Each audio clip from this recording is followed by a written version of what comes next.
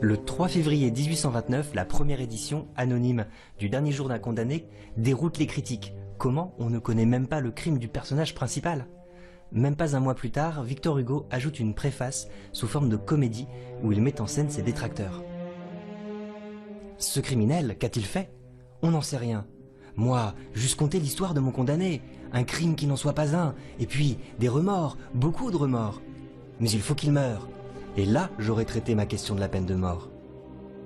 Pardon, le livre, comme l'entend monsieur, ne prouverait rien. La particularité ne régit pas la généralité. En 1832, Victor Hugo publie une nouvelle préface où il révèle enfin, sans ambiguïté, son projet littéraire. L'auteur avoue hautement que Le Dernier jour d'un condamné n'est autre chose qu'un plaidoyer pour l'abolition de la peine de mort. Ce qu'il a eu dessein de faire, ce n'est pas la défense toujours transitoire de tel ou tel accusé, c'est la plaidoirie générale et permanente pour tous les accusés présents et à venir.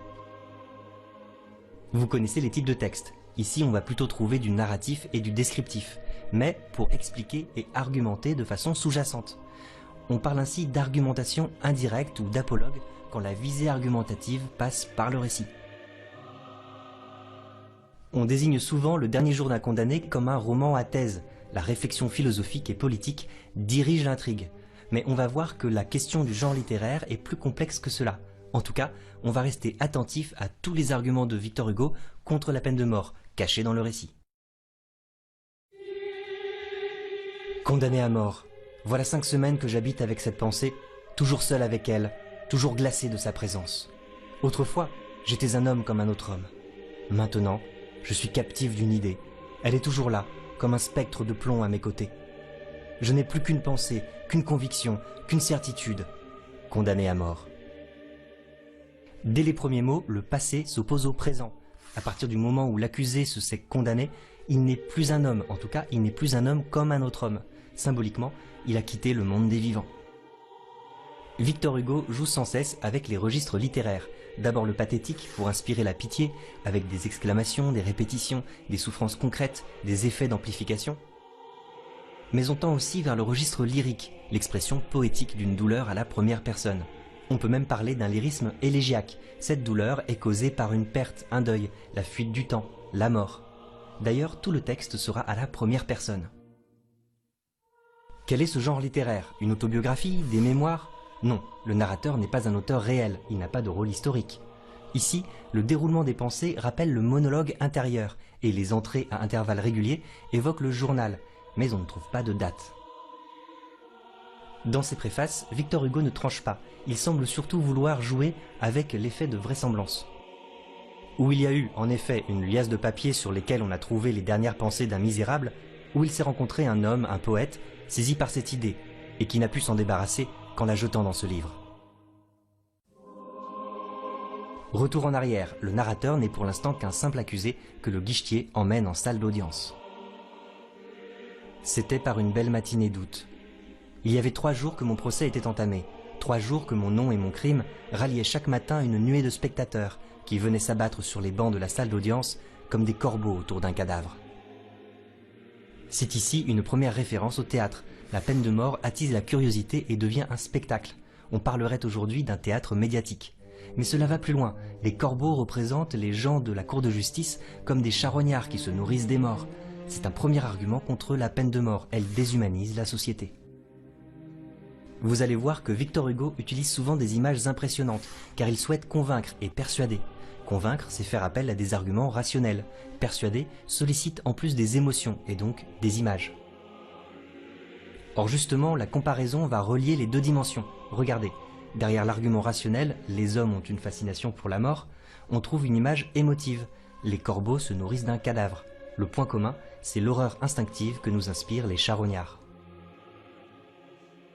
À ce moment du récit, l'accusé n'est pas encore condamné à mort, mais son destin est déjà annoncé par cette image de cadavre.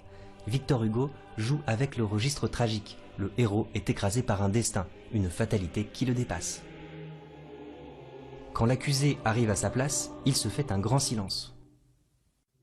Au moment où le tumulte cessa dans la foule, il cessa aussi dans mes idées. Je compris tout à coup clairement que le moment décisif était venu et que j'étais là pour entendre ma sentence. Pour mettre en valeur une idée, Victor Hugo utilise souvent des effets de contraste violents. L'accusé n'éprouve pas de terreur à ce moment-là parce qu'il regarde une fleur. Au bord de la croisée, une jolie petite plante jaune, toute pénétrée d'un rayon de soleil, jouait avec le vent dans une fente de la pierre. C'est ce qu'on appelle la focalisation interne. Toutes les marques de subjectivité se rapportent au même personnage principal. Perception, pensée, souvenir, opinion, sentiment. Le lecteur va vivre l'expérience du point de vue du personnage principal, qui assiste à son procès sans tout comprendre. Par exemple, il est obligé d'interpréter les attitudes des personnages présents. Les juges au fond de la salle avaient l'air satisfaits, probablement de la joie d'avoir bientôt fini. Les jurés seuls paraissaient blêmes et abattus, mais c'était apparemment de fatigue d'avoir veillé toute la nuit. Cette fatigue des jurés introduit un nouvel argument. Ils portent une responsabilité écrasante, d'autant que la mort d'un innocent serait irréparable. Lors de l'abolition de la peine de mort en France en 1981, Robert Badinter développe cet argument dans son discours. 12 personnes dans une démocratie qui ont le droit de dire « celui-là doit vivre, celui-là doit mourir », je le dis, cette conception de la justice ne peut être celle des pays de liberté. Arrive alors l'avocat qui se veut rassurant. Ils auront sans doute écarté la préméditation, et alors ce ne sera que les travaux forcés à perpétuité. Que dites-vous là, monsieur? Plutôt 100 fois la mort. Avec cette réaction, Victor Hugo veut montrer que la peine de mort n'est pas dissuasive. En fait, la mort est même souvent préférée à la perpétuité, car elle semble abréger la punition. Le condamné ne parvient pas à imaginer sa propre mort. Qu'est-ce que je risque à dire cela? A-t-on jamais prononcé sentence de mort autrement qu'à minuit par une froide nuit d'hiver? Mais au mois d'août, un si beau jour, c'est impossible. Tout à coup, le président invite tout le monde à se lever. Une figure insignifiante et nulle, c'était, je pense, le greffier, lut le verdict. Une sueur froide sortit de tous mes membres, je m'appuyais au mur pour ne pas tomber. Le narrateur ne rapporte pas la sentence, seulement sa propre réaction physique, comme assourdi et hors de lui-même. Victor Hugo joue ici avec les limites de la focalisation interne. Une révolution venait de se faire en moi. Je distinguais clairement comme une clôture entre le monde et moi. Ces hommes, ces femmes, ces enfants qui se pressaient sur mon passage, je leur trouvais des airs de fantômes. Dès que la sentence tombe, le condamné est irrémédiablement séparé du monde des vivants. Victor Hugo va d'abord illustrer cette idée en jouant avec le registre fantastique. Le surnaturel fait irruption dans la réalité. Les vivants sont comme des fantômes pour le condamné, et réciproquement. 2 jeunes filles me suivaient avec des yeux avides. « Bon, ce sera dans 6 semaines !» C'est une première marque d'humour noir de Victor Hugo. La sentence de mort est une bonne nouvelle pour ces jeunes filles. Alors qu'on imagine ces personnages plus aptes à la compassion, au contraire, elles font preuve de sadisme. Dans ces conditions, la peine de mort n'a plus rien de dissuasif. Nous nions qu'il y ait exemple. Nous nions que le spectacle des supplices produise l'effet qu'on en attend. Loin d'édifier le peuple, il ruine en lui toute sensibilité, partant toute vertu. Avec ces jeunes filles, Victor Hugo montre comment les spectateurs perdent leur humanité en suivant les exécutions. Aujourd'hui encore, même alors que l'exécution n'est pas publique, on retrouve cette fascination. Regardez par exemple le moment de la mort de Ted Bundy, un célèbre serial killer américain.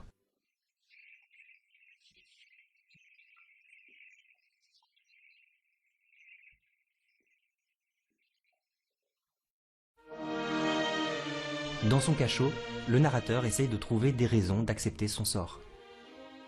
Les hommes sont tous condamnés à mort avec des sursis indéfinis. Qu'y a-t-il donc de si changé à ma situation? Depuis l'heure où mon arrêt m'a été prononcé, combien sont morts qui s'arrangeaient pour une longue vie? Ah, n'importe, c'est horrible. Ici, Victor Hugo montre la différence entre la conscience de la mort, le concept philosophique, et la sentence de mort qui produit un isolement radical et désespérant. Vous verrez que sans cesse le condamné oscille entre espoir et désespoir. Maintenant, notre condamné est transféré à Bicêtre, qui a été construit par Louis XIII sur les ruines d'une ancienne forteresse. Le bâtiment sert d'abord à soigner les soldats invalides, mais on finit par y garder aussi les vagabonds, les aliénés, les criminels, et même les homosexuels et les prisonniers politiques. Vu de loin, cet édifice garde quelque chose de son ancienne splendeur. Mais à mesure que vous approchez, le palais devient masure. Aux fenêtres, de massifs barreaux de fer auxquels se colle la figure d'un galérien ou d'un fou. C'est la vie vue de près. On entre de plein pied dans le registre réaliste, un regard qui s'attache aux détails sordides d'une réalité banale. Et c'est là ce que veut nous montrer Victor Hugo. Ce cadre atroce constitue le quotidien de tous les prisonniers. Victor Hugo donne juste assez d'informations sur le condamné pour favoriser l'identification et garder une dimension universelle à son témoignage. Ma jeunesse, ma docilité, quelques mots en latin, m'ouvrirent la promenade une fois par semaine et firent disparaître la camisole où j'étais paralysé. Après bien des hésitations, ils m'ont aussi donné de l'encre et du papier.